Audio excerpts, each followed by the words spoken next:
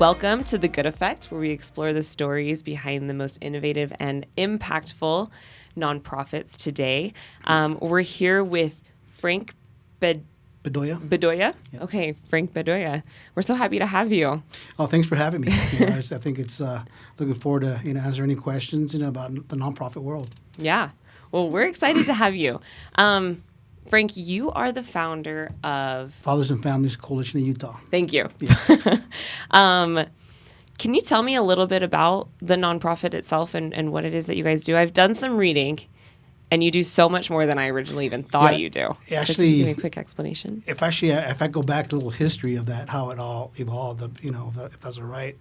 Please. One of the things that happened, because I've been in the social service field for 25 years, and one of the things, back when I used to work for Head Start, I was a family advocate, and I used to work with families in the classroom, and I used to see a lot of single moms walk in there, and I was wondering, where are the fathers? Where are they at? And back then, it was back in the early '90s. They actually had a national fatherhood initiative, and that was a new initiative, and so they wanted to actually involve more fathers. And so there was a position open at Head Start, so I applied and got that job as a Fatherhood Coordinator. And what happened is that we had to actually try to engage men to come in the classroom and try to work with the kids and be more involved. And so we were able to get a grant, and that grant helped us to get about 500 fathers into each center. So we had about all these events. They would come out of the woodworks and just come in and just engage, like Daddy with donuts, breakfast, just hanging out. So they all came out. But as I was actually working on that grant, actually what I learned was that a lot of these children, and at least in that population, were being raised in a single household, mainly moms. Dads weren't even present. But then I moved on from there, and then I went into the juvenile justice service area. And that's the question I asked every individual that went into the system in that facility. And they would say, because I would ask them, hey, tell me about your relationship with your father.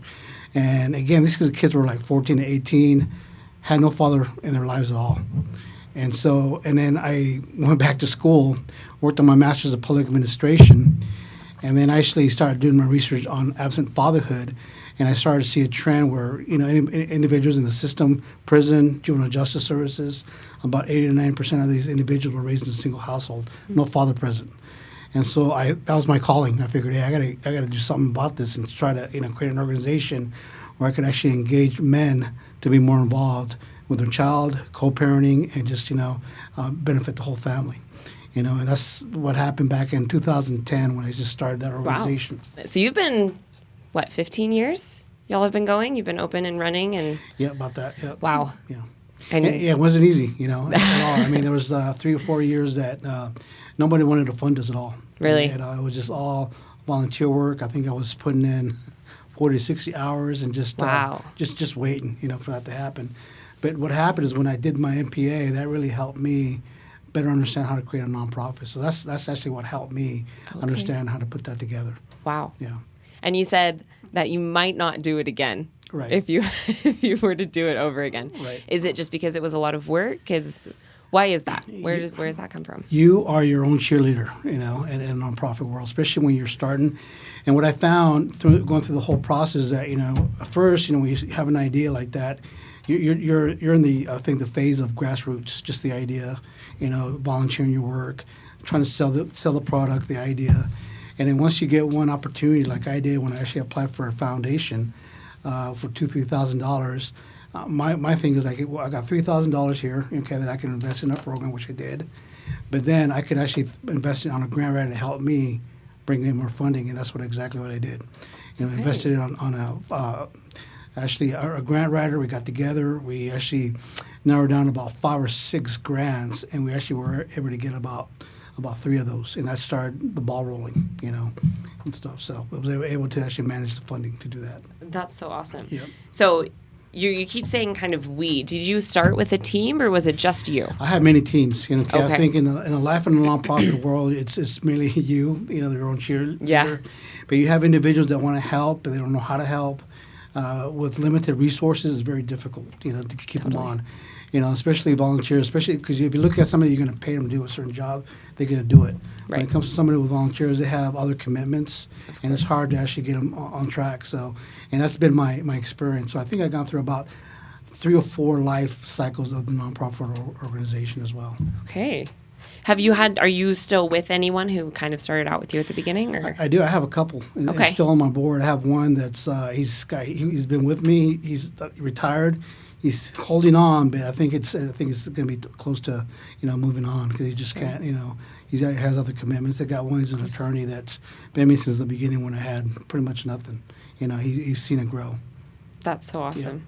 Yeah. I feel like that's a big, yes, you have to be your own cheerleader, but having people who believe in you is a big, influence on how hard you're able to work and how hard you're able to work through the tough times. So I love that you've had people who have been with you since the beginning. That's so awesome. Oh, yeah. That is so awesome.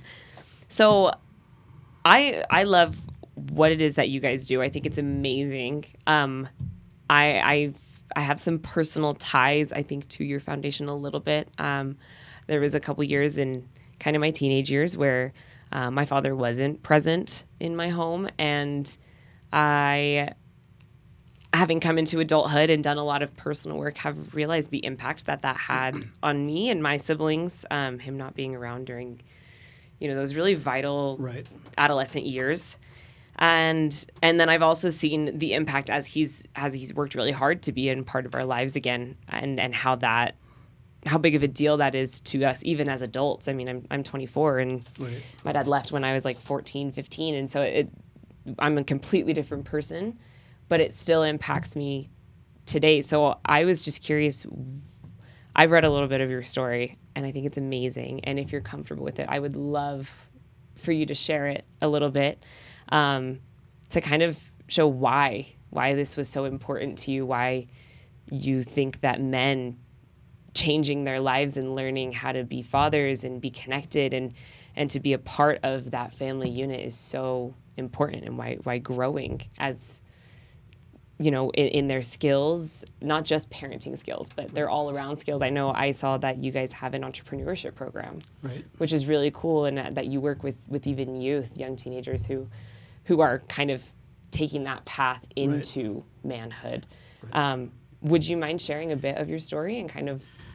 which story about my personal life going to, your personal life, yeah. Oh, man, that's yeah. I'm from California, raised in Orange County. Back in the early, 80s, 90s, I was back, with Dr. Dre, NWA. I mean, the gang lifestyle back there was exploding, the whole community. So I've seen a lot. And there was things back then that, man, I can't believe I'm still alive, man. Some of the stories of individuals that, Sure. From drive-bys, from fighting in the street, all that. So, but once that was happening, it's, in California, it's all territorial, so you have to belong to a certain area. And so that's just was our lifestyle back then.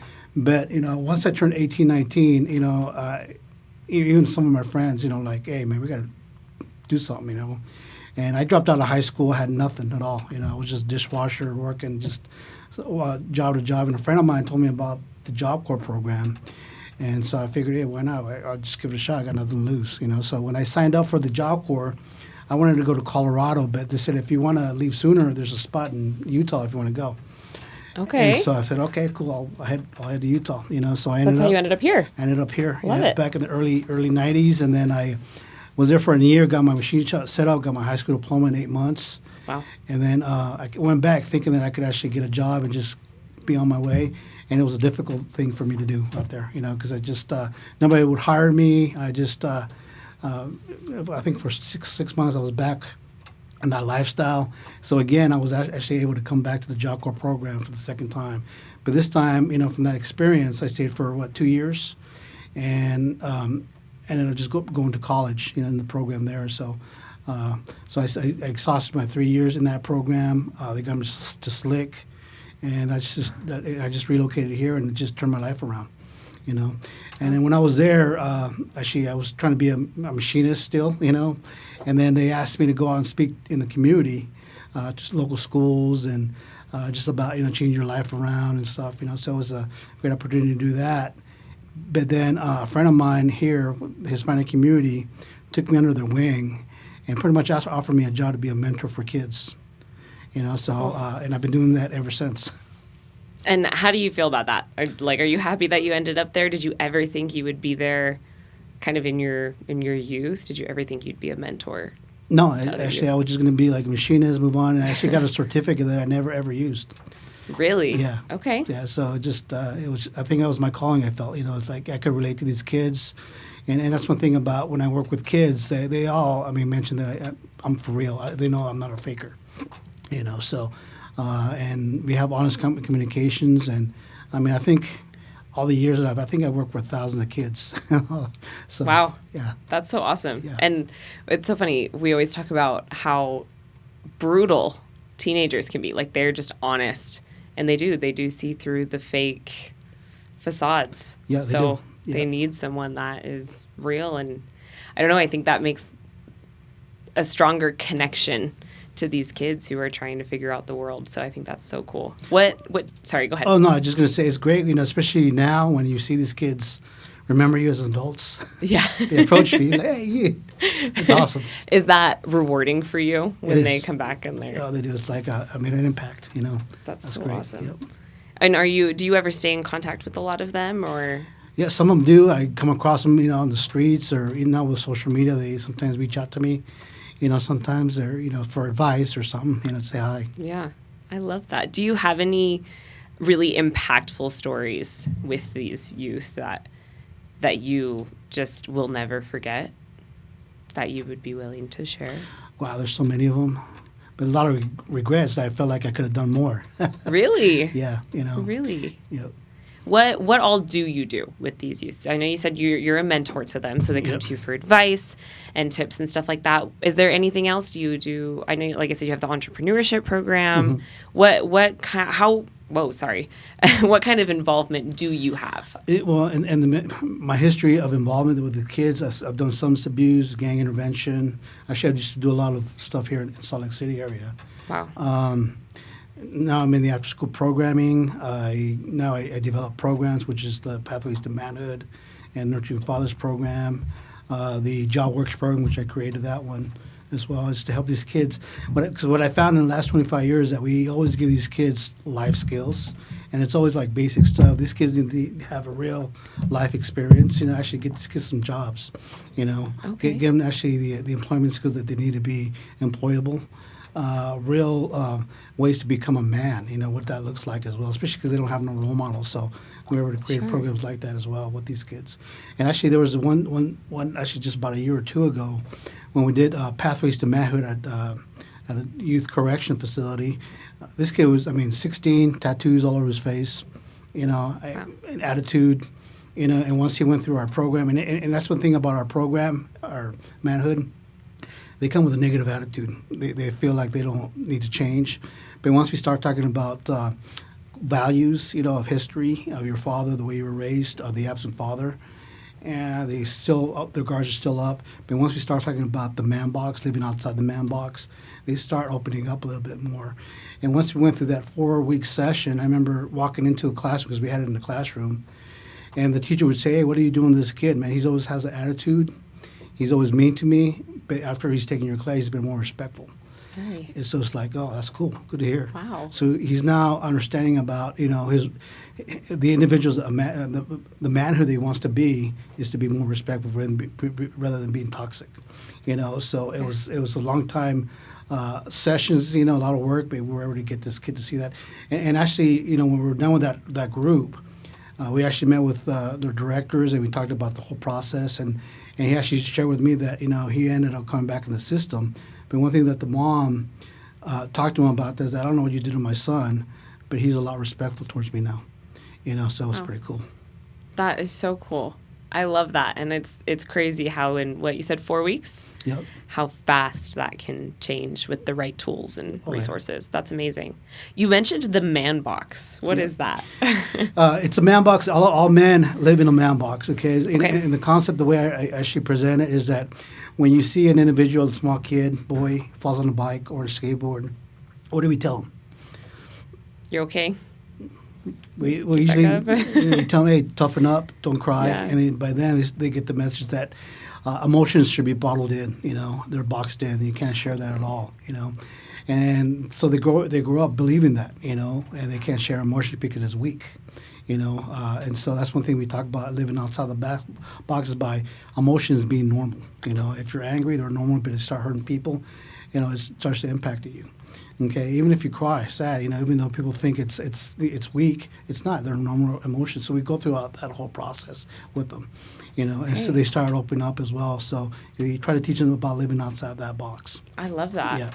I do think that's a big problem in even just in modern day, like in everyday society, outside of these really intense, hard childhoods, just everyday people who come from, really good backgrounds Right. have that same struggle. Right. It's a hard thing to understand that that's okay. So I love that's kind of your, would you say that's kind of the core of your teachings is kind of that man box? It is, because what happens in that man box is that we talk about our own way, our values as well, growing up with traditions, and also our health, mental health as well. We bottle all that stuff in a box, and it's time to live outside by asking for help. If something goes wrong, hey, what can I do? When was the last? I even asked fathers in my program, or even these young boys, when was the last time you went to the doctor? And a lot of them say it's been a long time. Really? Yeah, and so it's like, you got to live outside the box so you could actually ask for help. That's so awesome. Yep. Would you say this is kind of a form of like self-care, like these men are learning to care for themselves physically, emotionally, mentally, maybe even spiritually? Would you say that's something that a lot of these boys and men struggle with is kind of taking care of themselves? Yeah, actually, way? I mean, a lot of these fathers that come through our program, they share a lot of experience. A lot of them, it's like a missing piece in their life, and that's an absent father. And that piece, which is traditions, culture, whatever, they have that absence, it's missing. And so through our curriculum, we try to actually, fill that void of information as well. And we break out all these things that, if you actually were raised with a father figure in the past, it could be your grandparent, your mom, bring all those characteristics out and be the man you want to be. Wow. Yeah. That's beautiful. Yep. I love that. I'm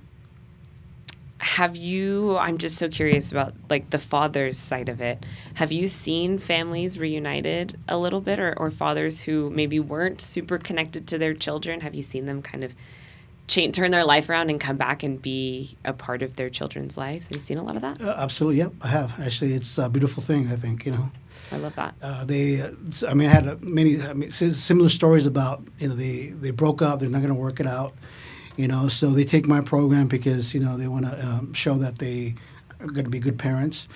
But once we get to the co-parenting piece, our program is more in the eyes of a child, the child needs two parents, a mom and a dad, okay? Right.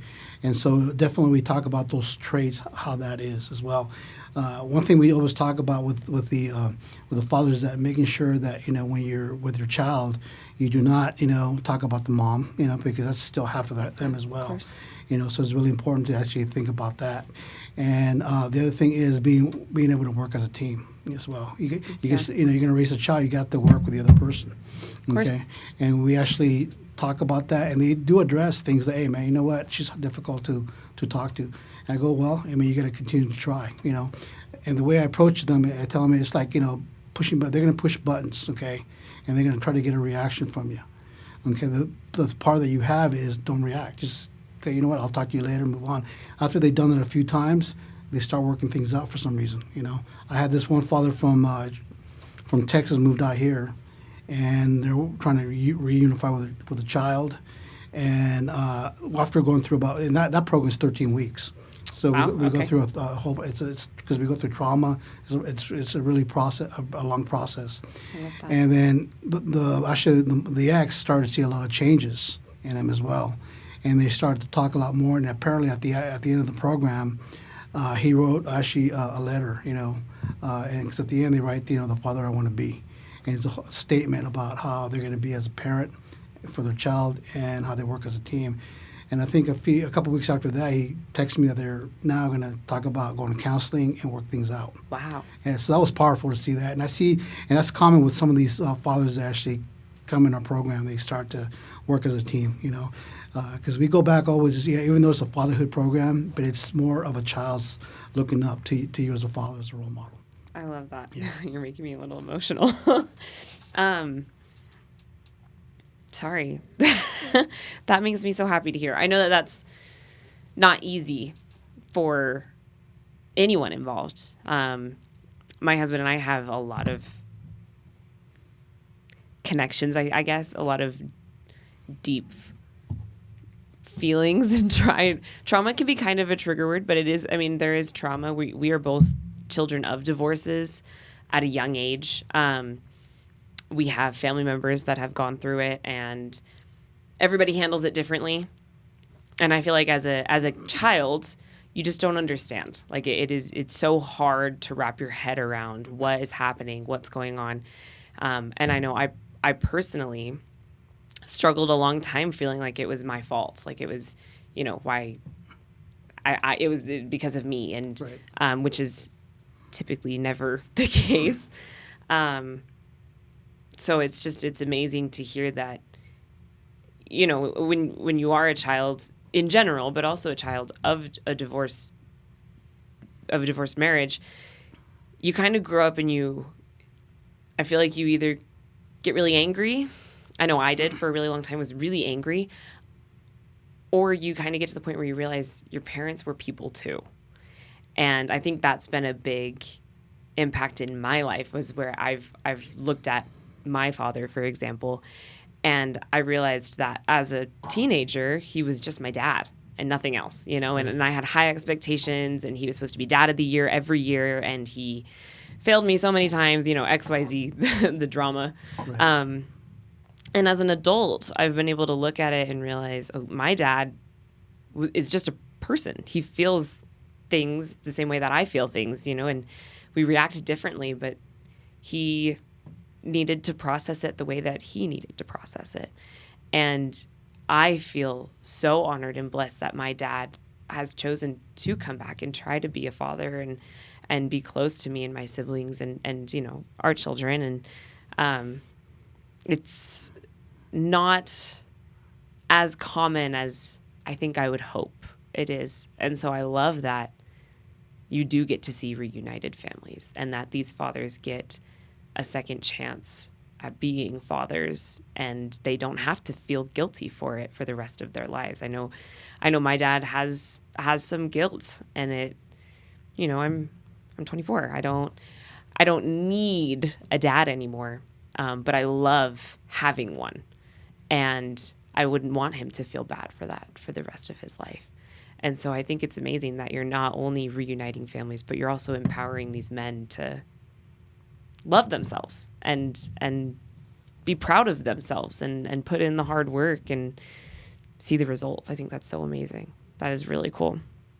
What has been the hardest part of the personal side of it? So when you are mentoring and working with these boys and fathers and families, what has been the hardest part of your physical and emotional involvement in it? I think it's more the manpower. Right now, we are at capacity. Really? Yeah, we are. I think there's a lot of people that have been contacting us to actually fulfill this need to help more fathers, And sometimes I can't be there for every one of them. Now we should do the coaching. Now we're set to just do on Wednesdays, come and meet. And now we have 5 fathers that come in every Wednesday, and it becomes a support group. So that's one thing that it's been very difficult. This too, and we've actually got calls from Washington County, Moab, Really? County, and stuff. Yeah, we've done virtual as well. A father up in Springville. So I just try to. The hardest is just trying to be there for everybody. Yeah. And so that's just where we're at right now. Is that ever exhausting for you? Does that ever burn you out? You know what? I think the spirit of giving, it's like it re-energized as well. One thing that I think, man, that keeps me going. It just helping transforming lives is just rewarding to see that. I love that. And do the fathers, like you said, they have like a support group? Yes. Do they kind of grow close to each other? Do they kind of help each other out, or is it pretty personal? They do actually. When I do ask a question for the group, the answers are there, and that's where the support happens. So it's great to see a different perspective from a different father. I may have all the answers, but the answers are there. And I'm just trying to guide them as much as I can. That's really cool. Yep. That's amazing. Yep. I do think that sometimes when you, especially if like someone's done it and maybe you're new, or you get those different perspectives, it is kind of invigorating, and it kind of makes you want to work harder. Right. Like new faces, new stuff. That is so cool.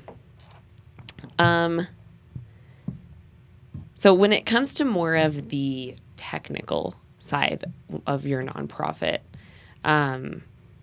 what keeps you pushing even when it kind of gets hard, like beyond the connection with them personally, but the business side of your nonprofit? What is that? Does that ever get just like... It does. Actually, right now, because, my role is the CEO, HR, budgeting. I mean, a little bit of everything, but the administrative, so that's one of the things that's difficult, and program director as well. And wow.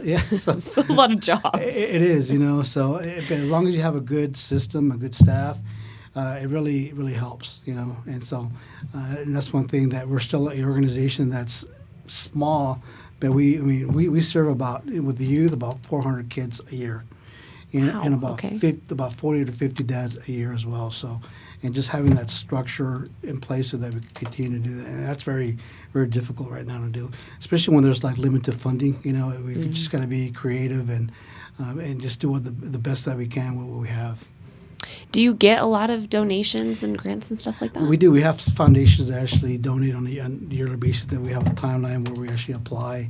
And sometimes it's hit and miss, so that does help us, at least to get by for our fiscal year for the most part. We have about 3 or 4 state grants that helps us out. Wow. And those are just reimbursable funding, so we have to have the money there in the account for reimbursements, Gotcha. So.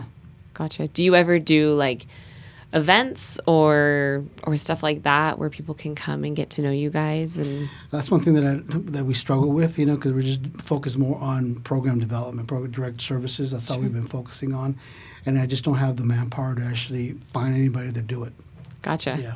So would you say that's one of your pain points is kind of having an event that people can come to? Oh yeah. Gotcha. Slowly, we have a marketing committee through our board, but it's really slow. I love to have somebody just take it on and move forward with it. Yeah. Was there ever a time that you thought it wasn't going to work? Like, was there ever a doubtful moment? Oh yeah, in the past 15 years. Yeah, actually, when I first started, the last 3-4 years, nothing was coming in, and actually, I had to put fatherhood to the side for a bit, because nobody was funding fatherhood, and so I started thinking, what am I good at? Where I'm working with youth. And that's where I started applying for these grants, foundations, and this money started coming in. And then that's when I started to look into social enterprise. And I figured, if nobody's going to fund us, I'd rather just, find a way to fund ourselves. And so I came out with this concept with social enterprise, right? And it's I'm not sure if you guys heard of Homeboys Industries or not. It's actually headquartered in L.A. downtown. Okay. And it's the biggest reentry gang intervention program in the nation. Wow. And so it's a social enterprise, and I went out there to just learn what they do, because I don't want to reinvent the wheel. And so I went there for their national conference and came back, and I said, "This is what we're going to do. We're going to buy a food truck, and we're going to teach these kids how to work." I love that. And so we actually we applied for a grant for about $6,000, and I was able to find a truck in Las Vegas for about $6,000. Okay, and I looked at the pros and cons. It has electric, everything was set up. So I had relatives out there, so they were able to go see it. And I went ahead and bought it, brought it over. And in that truck, there was a snow cone machine in there. Okay. And so that summer, I ended up using that snow cone with my kids. And we started going to all these events. And I think we were able to get about $8,000 that we earned that summer. Wow. So we got it back, and I taught these kids employment skills. And did they love that, or did they kind of drag their feet for that? Oh, they loved it, because they set up, they were getting paid, and it built their resume, and they loved it. That's so cool. Yeah. So do you still do that today? I do. Take the truck out? That's so fun. I do. Yeah, right now it's out of commission because our engine's out. So we, as soon as it's ready, we're out in the community doing stuff. That is so cool. And do you do a lot of advertising when you're out in the community with that truck? Yeah, we do. Talk about what you do? Once it's going, it's we have people call, hey, man, is it available? Because all the proceeds go back to the nonprofit organization. So it's a tax write-off, Awesome. 100%. And then the thing is that these kids get paid, and it's great to see these little teenagers running the whole truck. It's pretty That cool. is so cool. Yeah. I bet that's a little chaotic, but like in a really fun way. Oh, it is. It is. It's awesome. The kids love it. Every time we have it, they love everything about the truck. It's like it's theirs. I love that. Yeah. That is so cool. Looking back on your journey, is there anything you would do differently if you were to do it again? I know you said you wouldn't do it again, but if you were. If I did, I mean, you got to look at it where, you're where you're at because there might be a purpose. And I strongly believe in that. And maybe that's why I'm here, because I had to go through that experience to be where I'm at today. If I were to go back, if I were to gone to college back early, I probably would have been a machinist. Who knows?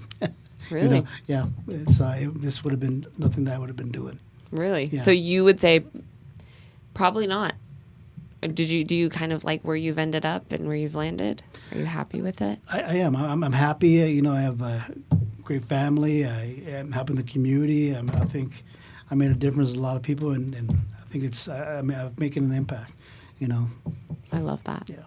And what advice would you give someone if they had an idea and they were wanting to just go and join the nonprofit space?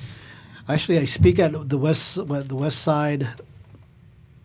It's like a little program that they have for nonprofits, and I speak on it every time. And I always tell them that it's if I were to do this all over again, I wouldn't do it, and I tell them why. You are going to volunteer 60 hours a week. Everything that you pay is going to be out of your pocket. You're going to be your own cheerleader, like I mentioned. You really got to have the knowledge, and the passion to do it, and making sure you surround yourself with individuals that are going to help you. You're going to take one step forward and 2 or 3 steps back every time. You're just going to continue to just strive and team up with people that are doing what you're doing. You don't have to reinvent the wheel by going to start a new organization and now you're competing. Right. But best thing to do is to just align yourself with those individuals as much as you can. I love that. Yeah. And what advice would you give to get someone to do it? Like what would be your best takeaway if I was like, I want to do this, but I'm nervous? Tell me a really good thing. Like why should I do it? The first thing you need to do is go back, take some courses, okay? Because there's a lot behind it. One thing that you have is the passion and credibility, which is great. Your heart in it, okay? Mm-hmm. The other thing is making sure that you understand budgeting for sure, very well. Policies and procedures, grant writing as well, and build your board. That's really important. Build that, Okay. Because your board is the ones that are going to help you fundraise, set the vision and the guidance of your organization. Okay. I love that. Because even I don't know half of those things. And it's funny, again, it's stuff I hear my husband talk about, but like the grants and how to build your board, I don't even know where you would start in the first place. So I can see why that would be really something you need to know. Oh, it is. Yeah. And I'm still building my board, and my vision is to have 20. I have about 12, and I have people moving on, people coming on board. It's a difficult thing to do sometimes, but as long as you find the right people, you should be fine. I love that. Being surrounded by good people makes a huge difference. Oh, it does. What keeps you motivated on your hardest days? I pray every morning, man. I make a difference. That's what I do. I love that. I firmly believe that you do. I've loved getting to know you, and I've loved getting to know your foundation. Where can we or other listeners find ways to help? How can we as the public help you guys and volunteer? What does volunteering look like when it comes to your foundation? Like I mentioned, I'm building my board. If you could actually, have time and could move our organization in the right direction, we could use more board members as well. Okay. We could use actually speakers. We have our program in our schools where we love to teach these kids about careers, finances. We would love to hear you guys come talk to our kids about that. Even our fathers, from time to time as well. Being a mentor, come and share your experience as a father, as an individual that could actually help these individuals, do well. Especially our young boys. I have a graduation on Friday with our kids, and I have some men that are going to come out and talk to these young boys. So, and that's what we need. That is so cool. Yeah. So, and I got this one new grant that I'm going to need more help with that as well for marketing, secondary prevention. It's for consent, dating. I'm going to involve more men to actually have that conversation about prevention on rape. So that's one thing that's going to be happening soon. I love that. Yep. Well, Frank, it was so lovely to have you. Thank you so much for taking the time to Thank come you for and hang having out. Thank you for having us. It was fun. It was fun, and I love that we got to learn more. And I don't know, I feel like we're friends now, and I would love to I know Mia and my husband would love to find a way to come and help and volunteer somehow. We'll have to figure it out, but we would love to be part of it. In fact, we've talked about someday we would love to put on like a nonprofit event where a lot of different nonprofits can come and talk about what they do, and we can just get the public in and get people to just see you guys. For now, the podcast is how we are gonna get some eyes on you, and we are going to try to do everything we can to help. But thank you. Of course. I love it, and it just we'll stay in touch. And yeah, friends for life, man. I love it. That makes me so happy. Thanks for listening to The Good Effect. Stay tuned for more stories and ways to be involved in the community. We're so grateful to have Frank here with us. You can always do good, no matter how big or small, and we are here to help spread that. Hopefully that will ripple into all our different types of life. And this episode was brought to you by Devote. They are our sponsor, and they are so awesome. And we're grateful to be able to talk to you and talk to many others and hopefully spread the good word.